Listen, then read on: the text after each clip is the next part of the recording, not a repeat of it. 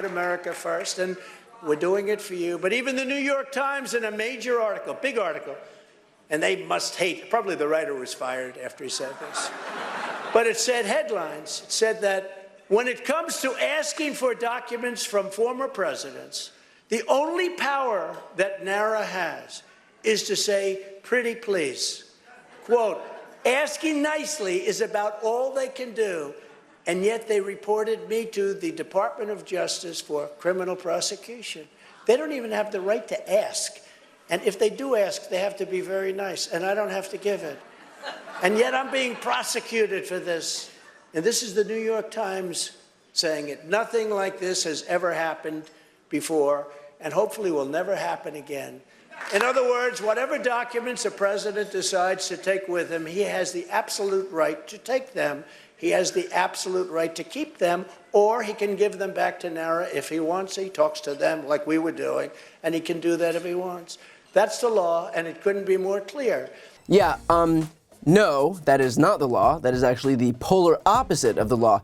I don't know who needs to hear this, other than apparently the now indicted former president, but there is no law that gives you permission to take classified documents home with you. None whatsoever. NARA, the National Archives, has no such law, and the Presidential Records Act says no such thing.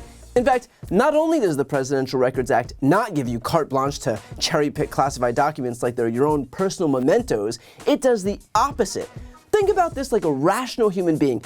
Why would a law that was passed in the immediate aftermath of Nixon trying to destroy records after his resignation give former presidents more latitude over documents? Do you really think Congress convened and was like, you know what we need? Less oversight of presidential records. Let's pass that law.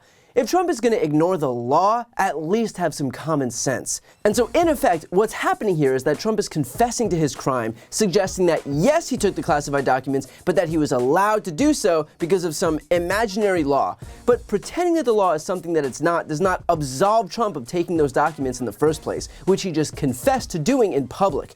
You don't get to drive 200 miles per hour on the highway because you've decided that the speed limit was 200.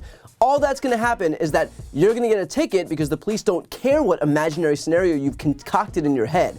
Just like prosecutors don't care whether or not you know what the Presidential Records Act actually says. Trump would then go on to say this. Every time the radical left Democrats, Marxists, communists, and fascists indict me, I consider it a great badge of courage.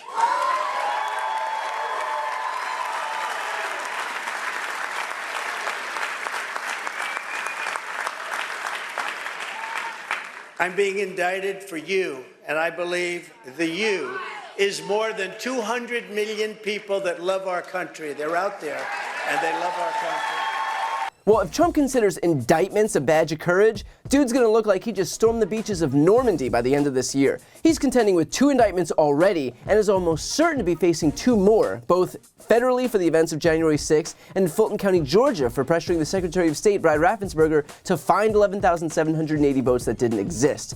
He claims he's being indicted for us, right? Because somehow it was on our behalf that he stole classified documents and stored them in his shower at his beach resort. Somehow it was on our behalf that he committed campaign finance violations. Somehow it was on our behalf that he tried to concoct imaginary votes in Georgia. Somehow it was on our behalf that he got a bunch of idiots to storm the Capitol to assassinate the vice president. Thank God Trump is out there looking out for us, because if not for him, I don't know how we would have stored Iranian attack plans alongside the toilet. And of course, he clarifies to suggest that you means 200 million Americans. Now, I'm not sure where he got that number, but I'm pretty sure that 200 million Americans weren't demanding that he pack up classified documents. You gotta love too how whenever Trump wants to prove a point, the number always gets multiplied by a bunch to make it seem more significant. He doesn't even bother saying 74 million, which is the number of Americans who voted for him in 2020. Now he just rounds up to the closest 200 million. And finally, as if all of that wasn't devastating enough to him, Trump puts his delusion on full display by saying this. Exactly 1 year ago today, those justices were the pivotal votes in the Supreme Court's landmark decision ending the constitutional atrocity known as Roe v. Wade.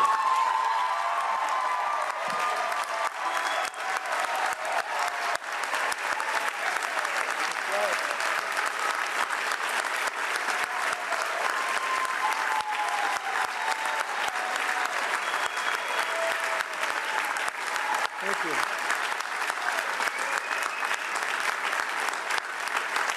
conservatives had been trying for 50 years, exactly 50 years. Amazing that today is the day. I don't know. Did you set this up on purpose? Was that done purposely? This is the day, 1 year. I mean, today is the birthday of that decision.